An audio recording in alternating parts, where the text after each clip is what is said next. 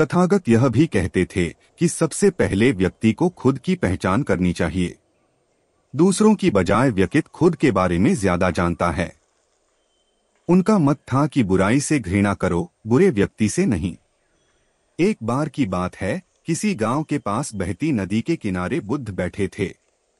किनारे पर पत्थरों की भरमार थी, पर छोटी सी वह नदी अपनी तरल धारा के कारण आगे बढ़ती ही जा रही थी। बुद्ध ने विचार किया कि यह छोटी सी नदी अपनी तरलता के कारण कितनों की प्यास बुझाती है, लेकिन भारी भरकम पत्थर एक ही स्थान पर पड़े रहते हैं और दूसरों के मार्ग में बाधक बनते रहते हैं।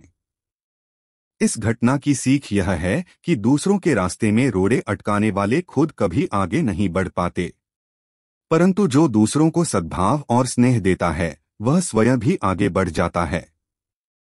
बुद्ध ऐसे ही विचारों में मगन थे कि तभी उन्होंने ग्रामीणों की एक भीड़ को अपनी ओर आते देखा। बड़ा शोर था और लोग किसी युवती के प्रति अपशब्द बोल रहे थे।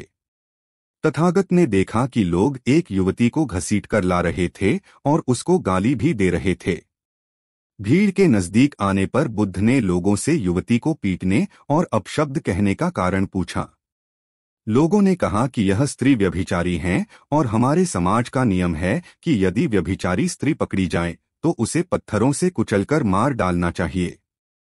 तथागत ने युवती की ओर देखा और कहा, जो तुम चाहते हो वही करो, पर मेरी एक शर्त है कि पत्थर मारने का अधिकारी वही है जिसने कभी व्यभिचार न किया हो और न ही उसके मन में ऐसे विचार कभी आए हों। इतना कहकर तथागत शांत हो गए।